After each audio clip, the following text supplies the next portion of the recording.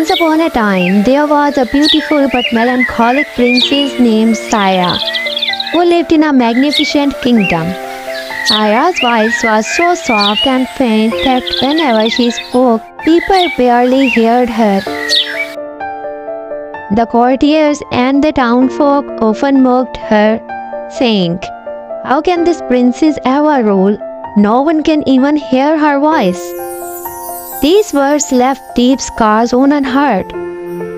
Sayah often prayed for a solution to her weakness, but no remedy seemed to work. Her sorrow grew heavier each day, leaving her perpetually sad. One day, as she sat in the palace gardens, hidden among the shadow of the trees, she tried to find solace in solitude. Suddenly, a brilliant flash of light lit up the sky. Sayah looked up in the amazement and saw a graceful fairy descending before her, eyes full of warmth and kindness. "Sayah," the fairy said gently, "I know what troubles you. But do not despair, for I have a solution to your plight. I'm here to help you." The fairy smiled, and with a wave of her wand conjured a stunning crown of bubbles shimmering with 3 magical bubbles. "This crown," she explained, "holds 3 magical gifts, each within these bubbles, but if you use them, I will not be able to raise your voice." Gratefully, Sayah accepted the crown and promised not to use it prematurely. For the first time in ages, she felt a flicker of happiness and spent the rest of the day in peace. The very next day, however, a severe crisis arose. A river near the village had been dry for months, leaving the people desperate for water and destroying their crops. Sayah's deeply empathetic to her people's plight, remembered the fairy's word. Despite her hesitation, she decided to use the crown. Touching the first bubble, a radiant light enveloped in the sky. Within moments, the river began to flow once more, bringing life back to the land. The villagers rejoiced as their struggles washed away with the returning waters. For the first time, Sayah felt a surge of strength in her voice. The following day brought another calamity.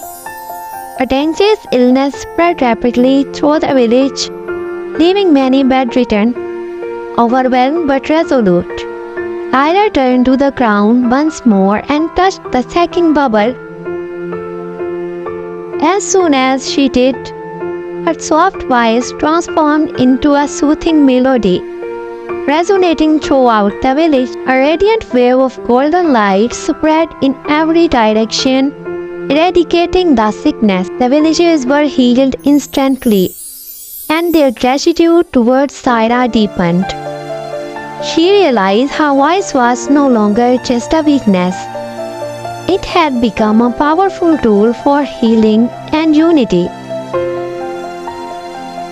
That evening, a massive boulder blocked a village's main road, cutting off the villagers from the resources they desperately needed. Exhausted from earlier events, Sayah hesitated but resolved to help her people one final time. Placing the crown on her head, she touched the third bubble. Brilliant surge of energy radiated outward, shattering the powder into countless tiny pieces. The rod cleared, and the villagers cheered, celebrating their princess as a true savior. 3 days later, the fairy returned to Sayah. Smiling warmly, she said, "Sayah, it is time for me to reclaim the crown so I can raise your voice." Sayah bowed respectfully and recounted how she had used each bubble to elevate her people's suffering. Her voice, though still soft, carried a newfound confidence and serenity. The fairy listened with admiration and asked, "And your voice? Shall I amplify it for you now?" Sayah smiled and replied, "No, I have realized true happiness lies in embracing one's flaw and using them to help others. My voice may be soft, but I have learned it can still be strong and meaningful. I no longer wish to change it."